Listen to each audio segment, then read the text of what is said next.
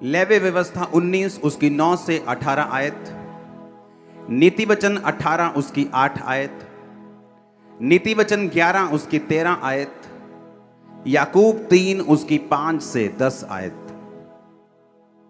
अगर आप Jesus Christ की लाइफ को देखेंगे तो आप ये नोटिस करेंगे कि प्रभु यीशु मसीह जब लोगों के साथ थे तो परमेश्वर ने एक लंबा समय लोगों को टीच करने में बिताया।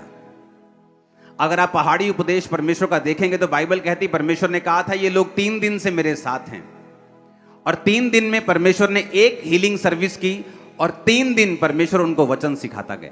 जिस कलीसिया में वचन की सिखावट थोड़ी है और हीलिंग ज्यादा है, वो कलीसिया कंप्लीट कभी नहीं हो सकती और उसके लोग मजबूत कभी नहीं हो सकते, और उस कलीसिया के विश्वासी कभी मैच्योर नहीं हो सकते जो वचन को कम अहमियत देते हैं। वो भी कलीसिया कंप्लीट नहीं है जो हीलिंग बिल्कुल नहीं करती, क्योंकि परमेश्वर ने कहा है जाओ प्रचार करो और उसके बाद लोगों को चंगा भी करो। इसीलिए जब आप वचन को सुनते हैं तो मोस्टली परमेश्वर आपको उत्तर जो है, आपकी प्रॉब्लम्स के उत्तर, आपके फाइनेंशियल प्रॉब्लम के उत्तर, आपके शारीरिक प्रॉब्लम के जो उत्तर हैं, वो आपको हमेशा वचन के बीच में से होकर देता है। कितनों को मेरी बात समझ आ रही? तो लेवी व्यवस्था 19 उसकी 9 से 18, नीति वचन 18 उसकी 8 आयत, नीति वचन 11 उसकी 13 आयत, याकूब 3 उसकी 5 से 10 आयत। अपने हाथों को उठा के बोलो, जो कुछ आज मैं सुनूंगा मैं उसको मानूंगा और फलों को लेके आऊंगा प्रभु यीशु मसीह के सामर्थी नाम में। अब आपको यह बात समझ होनी चाहिए कि अगर परमेश्वर ने वचनों को सिखाने में इतना समय लगाया, लोगों के साथ परमेश्वर ने सिर्फ 34 दिन बिताए और चेलों के साथ 3.5 साल बिताए। अब चेलों को परमेश्वर ने रोज रोज चंगा थोड़ी किया। अगर किसी की बीमारी थी तो पहली मुलाकात में, दूसरी मुलाकात में वो ठीक हो गई होगी, पर 3.5 साल परमेश्वर ने उनको सिखाया, उनको वचन समझाया और उनको काबिल बनाया कि अगर तुम वचन को नहीं सीखोगे और समझोगे, तुम मसीहियत में कभी भी पक्के नहीं हो और तुम्हारी कभी भी शैतान कुर्सी को हिला सकता है। लेवी व्यवस्था 19 उसकी 9 से 18, ये तब की बात है जब इजरायली लोग मिस्र में से निकाल दिए गए थे, रास्ते में थे और परमेश्वर मूसा से बात करता था और उन्हें व्यवस्थाएं दे रहा था, हुक्म दे रहा था मानने के लिए कि मेरे लोग ये करेंगे, ये करेंगे।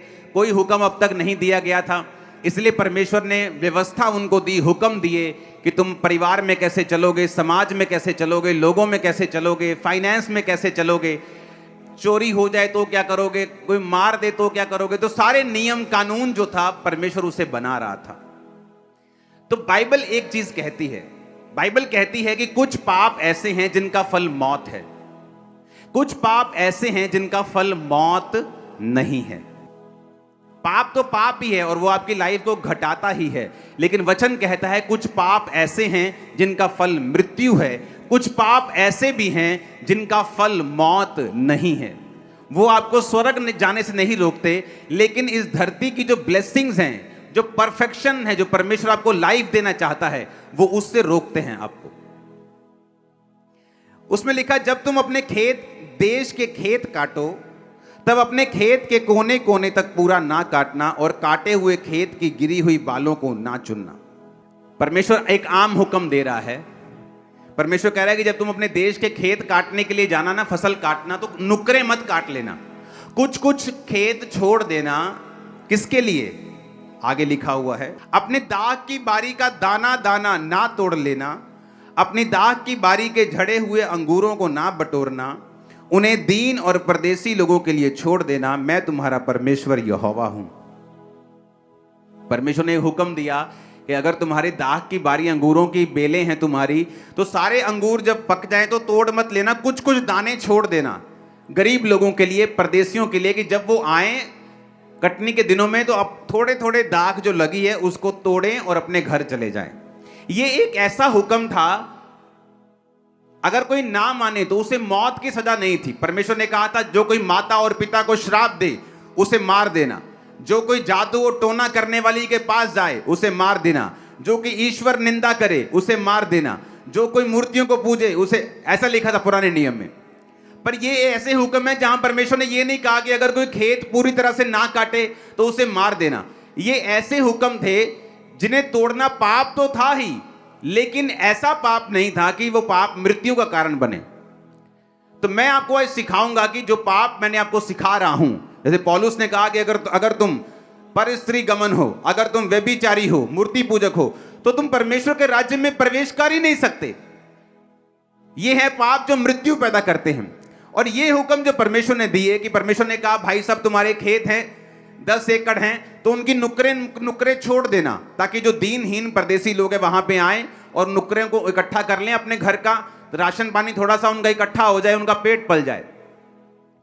अब देखो ये हुक्म कोई बहुत बड़े हुक्म नहीं थे, लेकिन थे। मैं आपको इसलिए ये कह रहा हूं कि ऐसे पाप जो बड़े हैं और ऐसे पाप जो छोटे हैं, ये दोनों आपकी लाइफ को इफेक्ट करते हैं और बुरी तरह से करते हैं।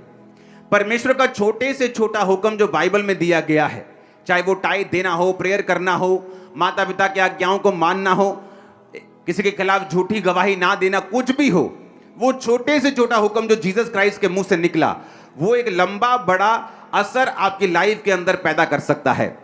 जब आप रूथ की स्टोरी को देखते हैं, आप गांव में बहुत सारे लोग रहते हैं, कितने लोग गांव से आते हैं, पिंडों से आते हैं, हाँ देखो आधे लोग होंगे। तो जब आप गांव में होते हैं तो आपको मालूम होता है कि आ वाला जमींदार जड़ा ना ये बड़ा कंजूस है। गांव वालों को पता होता है कि कुछ जमींदार ऐसे जो रोज लस्सी बांटते हैं फ्री में। मेरी बात समझ आ रही है कि नहीं?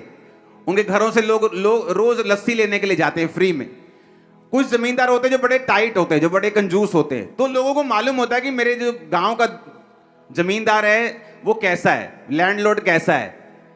तो जब रूथ बोअज के खेत में वो चुगने के लिए गई, दाने चुगने के लिए गई, तो वो पता करके गई थी कि कौन सा खेत है जहां मैं जाऊं तो अपनी सास का पेट मेरा पल जाए।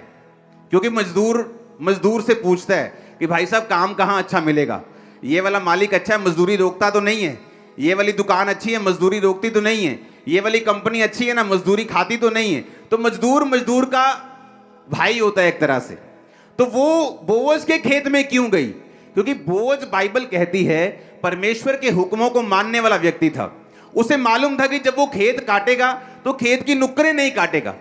तो मजदूरों को यह बात मालूम थी कि बोअज नाम का बंदा है, वो खेत छोड़ देता है, आसपास नुक्करें छोड़ देता है, बड़ा वहां पे दाना मिलेगा।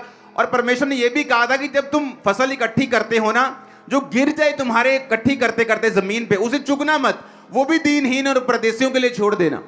तो सब मजदूरों को मालूम था कि इस खेत में अन्न बड़ा मिलेगा।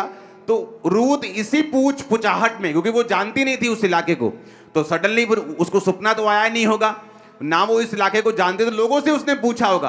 तो लोगों ने बोअज का खेत रिकमेंड किया कि वहां पे चली जा, तेरे को कुछ ना कुछ अब तेरी बूढ़ी सास के लिए तेरे लिए जरूर मिल जाएगा। अब देखो एक हुक्म जो मृत्यु का कारण नहीं है, जो नहीं मानता, लालच कर जाते हैं लोग, मर नहीं जाते।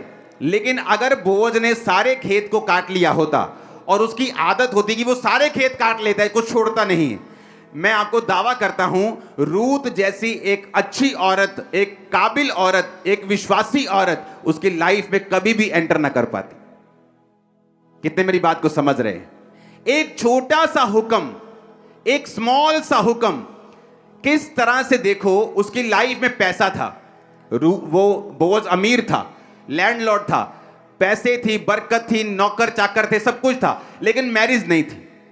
आपकी लाइफ में कुछ टेस्टिमनीज ऐसी होती हैं, वो तब तक नहीं बनती जब तक आप अपने आप को परफेक्ट नहीं करते। कुछ लोग बोलते हैं मैं मूर्ति पूजा तो नहीं कर रहा हूं जी, मैं व्यभिचार नहीं कर रहा हूं जी।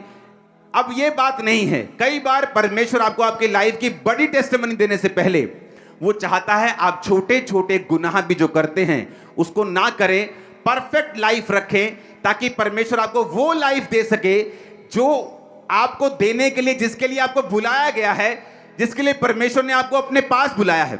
लेकिन अब परमेश्वर अब्राहम को बच्चा देना चाहता था, लेकिन अब्राहम परफेक्ट नहीं था, इसलिए परमेश्वर 99 साल का जब वो था, परमेश्वर आते हैं उसके दर्शन में, बोलते हैं अब्राहम मेरी उपस्थिति में चलता जा और सिद्ध होता जा। अब्राहम बोलता था परमेश्वर 24 साल हो गए तेरा पीछा करते, अभी भी मुझे सिद्ध होना है क्या? अब तो बातें कम कर, बच्चा दे मुझे। लेकिन परमेश्वर जानते थे कि जो मैं तुझे देना चाहता हूं, कई बार आपकी लाइफ में 5 टेस्टिमनीज बन चुकी हैं, बड़ी 6 टेस्टिमनीज बन चुकी हैं, लेकिन अभी भी एक ऐसी गवाही बाकी है जिस पर आपकी लाइफ डिपेंड करती है। कितने मेरी बात को समझ रहे हैं? मेरी लाइफ में ऐसा था, बहुत सी गवाहियां थी, लेकिन अभी भी कुछ टेस्टिमनीज ऐसी थी जिन पर मेरा पूरा जीवन निर्भर करता था। तो क्या करूं?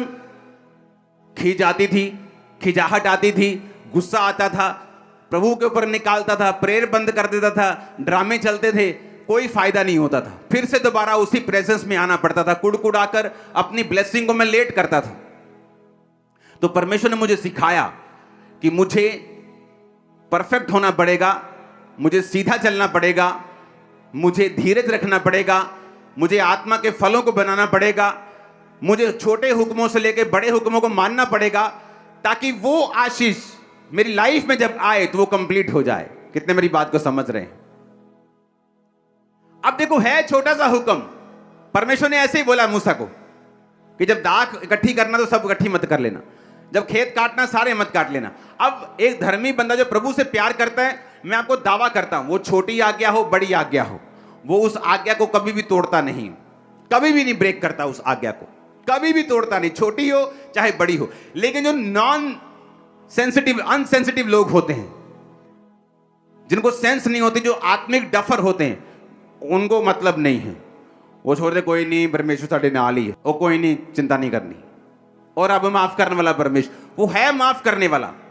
लेकिन पता नहीं कौन सी छोटी एक आदत है तुम्हारी बुरी, जो तुम्हारी लाइफ की एक बड़ी गवाही को रोक के बैठी। वो आदत छोटी सी हो सकती, गाली निकालना हो सकती, चुगली करना हो सकती, छोटी आदत, लेकिन तुम्हारी बड़ी गवाही को रोक के बैठी।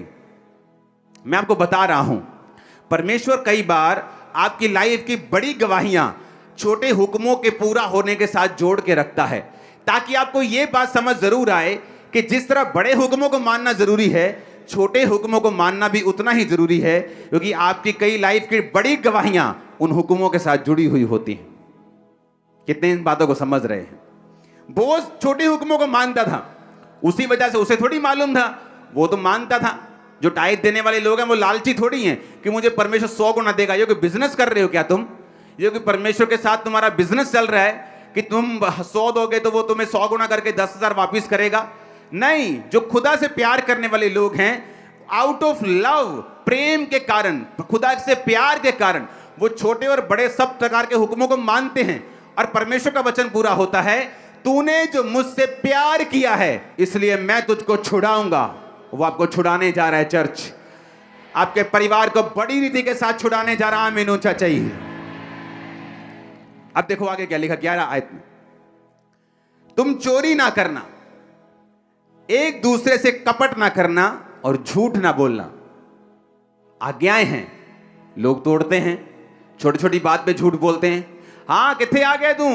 मैं आ गया जी, बस नकोदर जंग पहुंच गया, अभी घर से निकले। ये भी झूठ है। आपको लगता है ये छोटा झूठ है, लेकिन कई बार ये चीजें आपकी बड़ी बरकत को रोक के रखती हैं और आपको मालूम भी नहीं होता। और छुट्टी कर ली तू? मैं बीमार सी जी, मैं ठीक नहीं सी। सीधा बोलो, बुआ के लड़के की शादी थी। सीधा बोलो, घूमने जाना था। सीधा करो, दिल नहीं कर रहा था जी, मैं थोड़ा सा रेस्ट कर रहा था। जब तक तुम सीधा स्पष्ट नहीं बोलोगे, परमेश्वर तुम्हें बरकत नहीं देगा। अब्राहम की लाइफ में कोई बहुत बड़ा गुनाह नहीं था जब परमेश्वर ने कहा अब्राहम मेरी उपस्थिति में चलता जा और सिद्ध होता जा। अब्राहम कोई दूसरे परमेश्वर को मानने वाला बंदा नहीं था, कोई व्यभिचारी नहीं था, लेकिन उसकी लाइफ में छोटी छोटी कुछ चीजें होंगी जो उसकी बरकत को रोक रही होंगी। परमेश्वर ने कहा तो अब्राहम सिद्ध होता जा।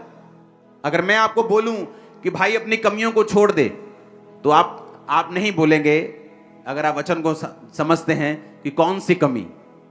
अगर आप जीसस क्राइस्ट को 20 साल से जानते हैं, अगर मैं आपको बोलूं आपकी अपनी कमियों को छोड़ दे, आप बोलेंगे ठीक है जी, मैं पूरी कोशिश करता हूं, क्योंकि आपको मालूम है आपकी कमी कौन सी है। अगली आयत, तुम मेरे नाम की झूठी कसम खाकर परमेश्वर का नाम अपवित्र ना करना। बात बात पे कसम खाना, मैंने प्रभु दी सौं लगे, नहीं बाइबल ते हाथ रख दिया, मैं बाइबल ते हाथ रख दी। बार बार परमेश्वर की कसम खाना उसको अपवित्र करने के बराबर है। जिसको आपका यकीन नहीं है कि आपने बोला कि ओके लीव इट, कसम खाना सही नहीं, एक दूसरे पे अंधेर ना करना, ना एक दूसरे को लूटना। मजदूर की मजदूरी तेरे पास रात सवेरे तक ना रहने पाए, किसी की मजदूरी को मत रखना। बहरे को श्राप ना देना, अंधे के आगे ठोकर ना रखना, अपने परमेश्वर का भय मानना, मैं यहोवा हूं। न्याय में कुटिलता ना करना, कंगाल का ना तो पक्ष करना, ना बड़े मनुष्य का मुंह देखकर विचार करना, एक दूसरे का न्याय धर्म से करना। लुतरा बन के अपने लोगों में ना फिरना, एक दूसरे का लहू बहाने की युक्तियां ना बांधना। हालेलुया।